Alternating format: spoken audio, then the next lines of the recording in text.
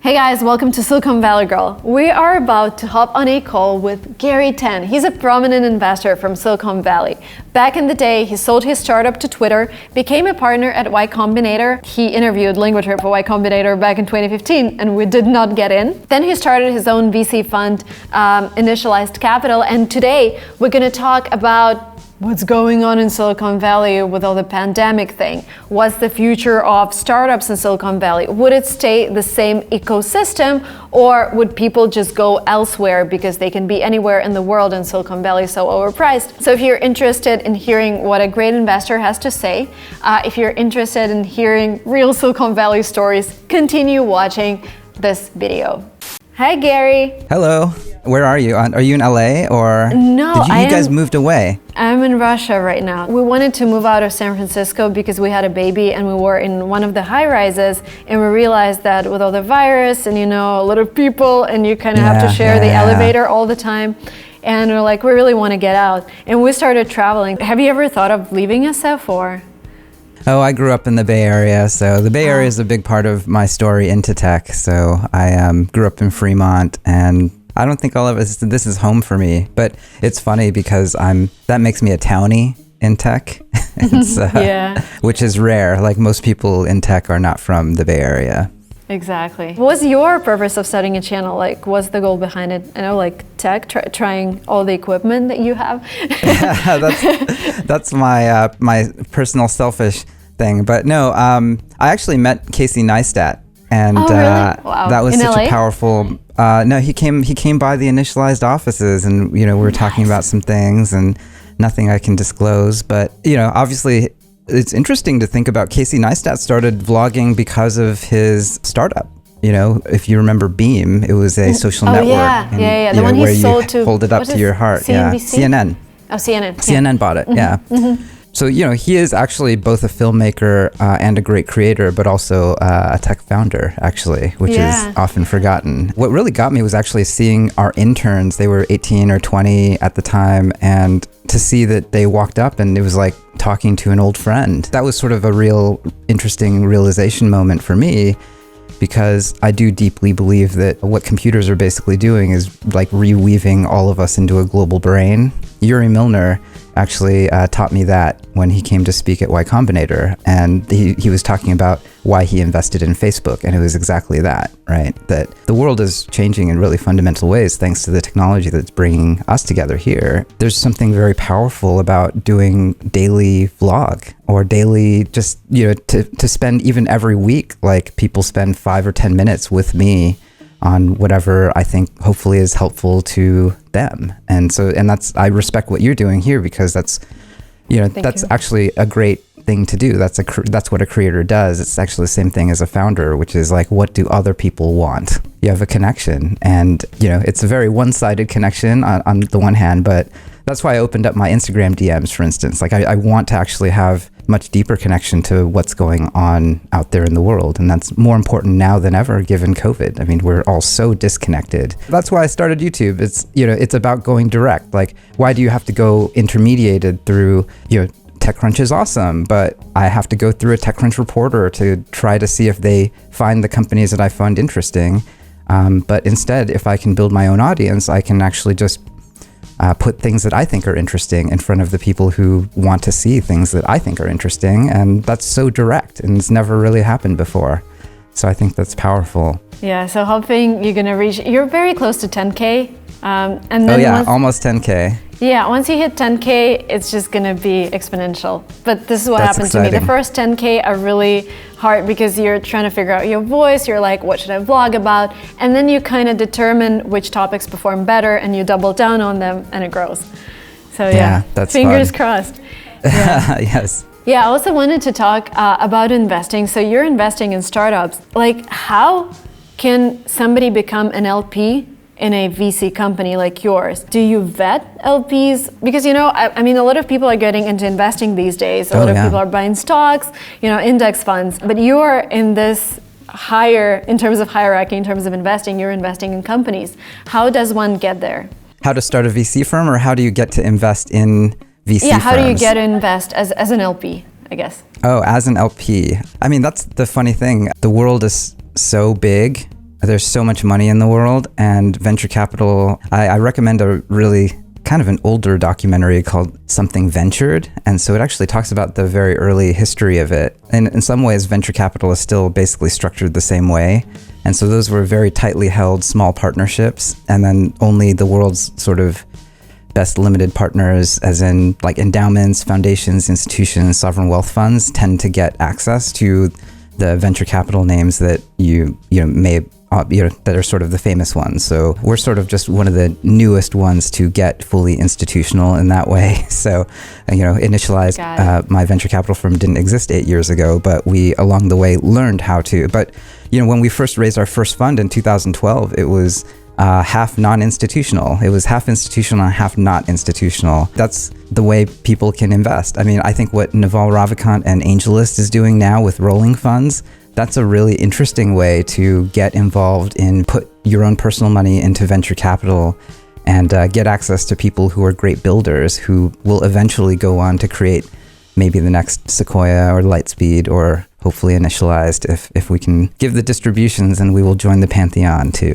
That's how pretty much, if it was an endowment or a family office or an individual, like it's all sort of the same thing. Like you actually have to back the VCs before they become super well known. Yeah. And so it's fractal that way. Yeah, I'm hoping there is another like startup that would come on scene and allow individuals like me to invest in startups, like be a part of a VC fund. Oh, yeah. It's probably what you're talking about, AngelList. Yeah. But yeah.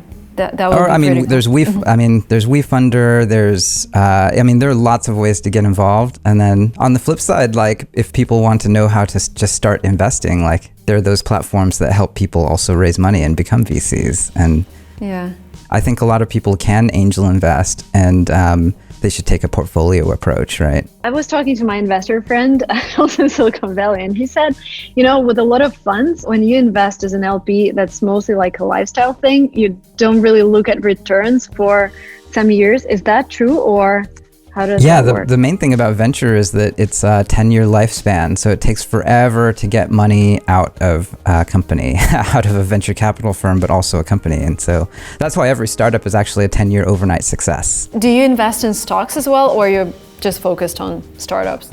Oh, it's so funny. When Twitter finally IPO'd, I had sold my startup to Twitter, and that was sort of my first liquid money in Silicon Valley. And, you get your wealth manager and they start talking to you about, well, this is what we should do. And I actually told them exactly the wrong thing in 2014. I told them, hedge me out of tech, because I was working as a partner at Y Combinator, and, I knew that I was going to be heavily exposed to tech, and I wanted to be hedged because, your first money is always actually it's really important. The first, exactly. There's that book by Poe Bronson called The First 20 Million is Always the Hardest. And it's totally true, right? So it was definitely the prudent thing to take my first real money and get me hedged out of tech. But in retrospect, like it would have 10x'd. I mean, I think Facebook and Google and all of tech grew by more than 10x since then. So it's just fascinating. I managed to throw some money into Shopify at the right time. I don't know. There's I play a little bit of day trading on the side, but I think that we've all sort of underestimated the extent to which tech is remaking society. Do you think it's going to grow as fast in the next 10 years, or we're in a kind of a bubble? It's tough to say. I mean, it might be the US dollar is the bubble, right? Like we're printing unprecedented amounts of money, and especially through this time of crisis. But on the flip side, if the US government didn't do that, then we would be in a global financial crisis. That's the tricky thing, right? Like you look at all the graphs from 1971, wages have stayed stagnant, but then all the things that wealthy people can buy, like education and housing, real estate, all of those have gone out of control. And that's not tracked by economists. It's a very interesting point in history, right? Yeah. That's how people are acting now. Like they're actually looking at these incumbent businesses that are worth billions of dollars, and 3M or what, these like the biggest brands of the 20th century. Now we are sort of starting to look at them as, if they don't have technology as a part of them, maybe they won't have future cash flows, which is crazy. It means that, that's why the multiples on tech seem crazy. And then, these non-tech companies seem like they're getting crushed. But that's what it means. It means that, Mr. Market is saying that tech will sort of take all the cash flows. So, and I think that that's probably overblown a little bit, but that's basically where we're at right now. Yeah, exactly. Cool. Now let's talk a little about starting companies. I have a lot of people who want to become entrepreneurs, but they have so many kind of beginner questions. But sometimes I realize I have them myself, because we try to experiment with products at LinguaTrip, and we always try to decide which product should come first. So when I have multiple ideas, how do I decide where I start? I guess picking the right problem is incredibly important. When I first started working at Y Combinator, we would see the partners at Sequoia Capital come and speak, and they were always talking about the rider is important, but the wave is more important, sort of using a surfing metaphor. And so when I heard that, I thought that couldn't possibly be true. But here, I'm a software engineer, and I arrogantly want to very, very much believe in my own capabilities. I'm human, so lots of people have that failing. In fact, I think it's the salient fact of being a human who wants to be a founder, is like we really believe in our own capabilities. And that was a sobering idea that I rejected for many years, and now I see is completely true. There's a wave, like there are waves all the time. And the surfing analogy is actually very, very useful, because bad surfers will just try to get up on whatever wave like just passes them by. And then really great surfers, like part of the skill is sitting there on the water and looking at the waves and picking the right one to get on. And it's as much the skill of the rider as it is like picking. And so that's really the problem, that the hardest problem is picking a problem that people really have, that founder can actually address better than anyone else. And that second part is that's the reason why maybe 99 out of 100 attempts they don't work out. I recommend reading Eric Ries's book about the lean startup. Steve Blank came up with this around customer development at Y Combinator Startup School. We talk about it as like make something people want. Yeah. And that's really direct. It's like get out of your head and get out of the house and go talk to people. You just came to this entertainment market, right? You kind of have been there in blogging, but now when you're deep diving into YouTube, do you see opportunity for any other startup in this field, or you think it's already saturated? We have YouTube, we have Facebook, Twitter, etc. But for example, the Clubhouse, right? Do you see future there? I don't know, you're not an investor, right? Oh, I'm a personal investor in Clubhouse, though. I don't know if that's... What do you think? I mean, I've used it very early. I think the world of that team, and then I think COVID was sort of the perfect time for it. I mean, it hit at a time when we all really were missing dinner parties and missing sort of hallway conversations at conferences. Their struggle will be, how do we go from what felt like a very intimate conference back when it was in person, right? Like it was a place where you could meet lots and lots of people who were great builders and like were sort of making the future. And then how do you avoid the eternal September problem, which is, that's what happened to Usenet news groups on the internet. Like one day, suddenly, tens of millions of people had access to the internet, and Usenet went from a place that was really, really just a friendly, nice place for good information to suddenly like the chaos of the internet. That's probably the biggest thing for those founders to figure out. Like, how do you onboard going from 1,000 people to 10,000 to 100,000? How do you do that in a way that preserves actually what's special about the thing? So you still think there is like space for a different format in terms of how we interact? Yeah, it's tricky because we also were investors in Secret, which was a anonymous, anonymous social network, if you remember. Mm-hmm. Yeah. And those retention cohorts were insane. Like they were Facebook level like retention. So if someone tried it and used it, and their friends used it, it was like 50%. I mean, it was people stuck with it and used it for hours every single day. Mm-hmm. That was probably right? Yeah. And so that was like Snapchat had just happened. And then I think of it as like the bridge too far. There were Yik Yak and Whisper and Secret were sort of, that was the year for maybe anonymous social networks are going to work. It may still work. It is working in the form of companies like Blind, which is like super interesting for companies. So it's like within specific communities, it's working. But yeah, social networks, I'm obsessed with them. We'd love to fund them. And then the main thing is, how do you get them up and running is the question. Exactly. In order to create a new social network today, if you're a startup that doesn't have $1 billion to spend on user acquisition, you need to do it from probably niche, sub-communities, honestly. Like if you Facebook, right? With the Harvard, and then you just grow to other universities. Yeah, exactly. The key thing for all social networks is the chicken or the egg problem. Like you need a community, but in order for people to want to be a part of that community, but how do it's sort of circular, right? Going after influencers, I think there are lots of ways to do it, but it is very hard. Let's talk about acquisitions, because you've personally went through an acquisition, and I'm sure some of your investments have been acquired. So is it true that acquisitions mostly happen because founders or their investors can network? It's not just being a great company, it's about meeting the right people, talking to the right people, having the right friends or friends of friends. For example, if you have two companies, they're exactly the same, but in one company, the CEO is kind of average manager, but he's a really good networker, and you're pretty sure he's gonna exit in like 3 or 5 years. But then you have the same company with an amazing CEO who's a great manager, has a lot of ideas, but he hates networking. He's an introvert who stays at home. Who would you invest in? Oh man, I would do the second one. So I would definitely, it's funny, this is very counterintuitive, and it was sort of shocking to me that this was true when I first became an investor, but now I really understand it. So the majority of every single venture capital firm that has been legendary for, sort of since venture capital existed, they become legendary on maybe 1 or 2 investments per fund over a 2 to 4 year period. And so that's basically all venture capitalists end up really looking for. And so if someone comes in saying, hey, I'm going to do all of X, Y, and Z, build this team, and then we're going to flip it in 3 to 5 years, I actually can't invest in it.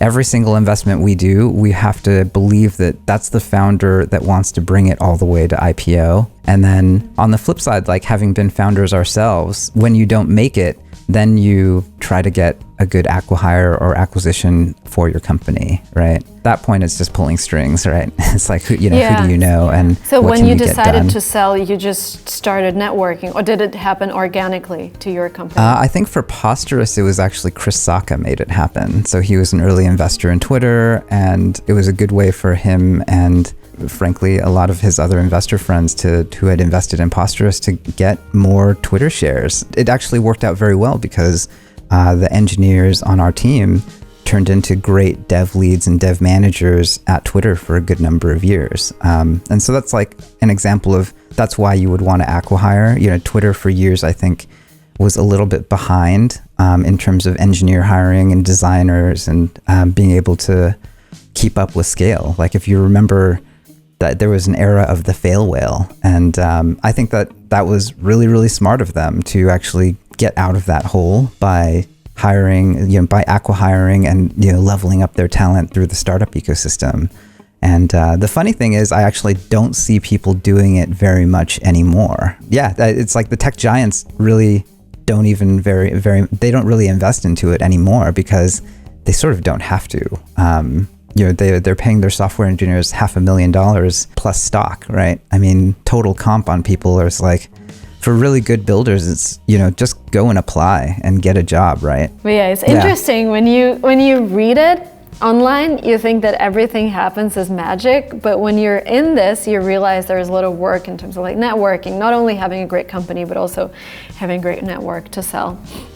Yeah, I mean, at the end of the day, we're all just people. So tech people are still people. I don't know how to feel about that, right? Because we're also at a time in tech where the debate there's no debate really. There is just a broad knowing that we need more diversity and inclusion in what is a very homogenous monoculture. Without diversity in the systems themselves, then it's actually entrenched bias against people. That's the crazy thing about tech in 2020 is that tech itself is so powerful now.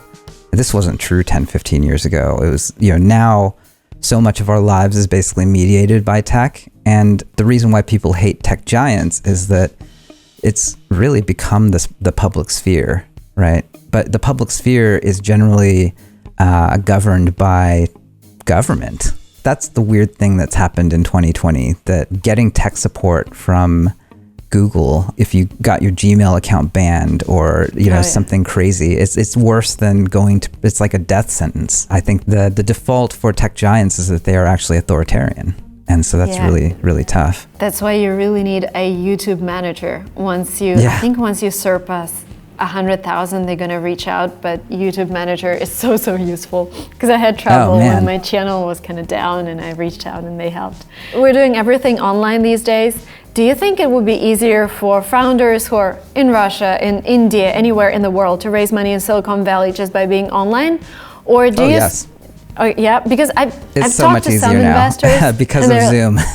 Yeah, but I've talked to some investors and they're like, we're mostly closing deals with founders we've met in person pre-COVID, and they're kind of following up, and because we met them in person, we invest, but we can't invest just through Zoom meetings.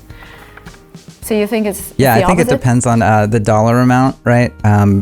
Series A or later, writing a $10 to $20 million check, man, I think that those investors will have a very hard time. For us, we focus on seed, so writing $1 million to $3 million check, it's still outrageous amounts of money on one level. On the other hand, it's a little bit more doable. We try to do a lot more diligence around the people involved. So I think that it just shifts the amount of stuff you have to do, because that is one of the tricky things about investing. It's like, and I think that COVID has made it harder for people who are outsiders, to be frank. It's actually a lot harder, because it's really easy to Zoom with someone who's worked on a team with someone and you can, for years, and you can just go to the person you already trust and say, hey, how was it to work with that person? So have you done any investments through Zoom? We've done a bunch. Started? I think we've done about half a dozen or so. And you haven't met those people in person yet, right? For a couple of them, we end up going for socially distanced walks in Noe Valley. So I have met some of them in person at this point, but outside wearing our masks. I know. It's a crazy thing in Russia, nobody wears masks and everything is open. All the concerts, movie theaters, you can go anywhere. It's just feels like a completely different world. When we came here, we were trying to keep social distancing, but people were whatever. Yeah, I know a lot of, some of my friends went to Taiwan and, they get to live a normal life there, and they're not going to come back until, everything returns. Mid-2021? This is what I've heard. Google That's the earliest, I assume. Wow, this is great. That sounds crazy. Do you think Silicon Valley is going to change after all this? Because Twitter is leaving, right? Because they allowed remote work. Pinterest left. Google. I'm curious to see what the productivity levels are. Studies in the past have shown that remote work is basically a no-op, or it might be I think I saw a study that said it was minus 1% in productivity, which is so close to zero, it might as well be zero. It's in the error bars. So, I think that means that you don't necessarily have to be here. And then I actually think that makes incubators more important, not less, because how do you actually build the culture? How do you actually absorb even the culture without the sort of day-to-day sitting next to other people who are founders? They wouldn't ship anymore, or they wouldn't think about their customers. And I think that 10 years ago was a much bigger problem. Today, there's so many resources on the internet, and so you can have quite a lot of accountability that way. And then also, startup culture is a lot more powerful everywhere in the world. I remember visiting Moscow in 2012 as a part of, it was me and Paul Buchheit and Harj Tagger, the other early YC partners. We visited, I don't know if you remember, Ostrovok and a bunch of the Russian startups. And they were the company cool. that inspired us a lot to get into Silicon Valley. We didn't know the background of any founders. We just read those fancy articles online. The Russian guys raised money from Sequoia, and this is a travel startup. And we're like, wow, they're doing the same as Expedia, and our idea is new, so we have all the chance of raising money in Silicon Valley. Yeah. And only then we found out they went to Stanford and they had all the connections. But just and believing I went to their office, this idea. Oh, and the cool. office was it was named after there's Page Mill Road and Sand Hill Road, and it was a culture that they had brought. And so I think that's and that was 2012. So I was that's a good example of bringing the mindset and the culture, implanting it elsewhere. What do you think is the future of Silicon Valley? Do you think we would still have a lot of people, crazy, busy 101, or it's going to be less crowded in the next 5 years or so? Oh, I mean, I grew up here, so I grew up in the Bay Area, so it's always been boom and bust, boom and bust. I think it'll be better for startups because if the tech giants leave, then that means there's more real estate for scrappy startups and people who are, the capital is here, and then the talent is here.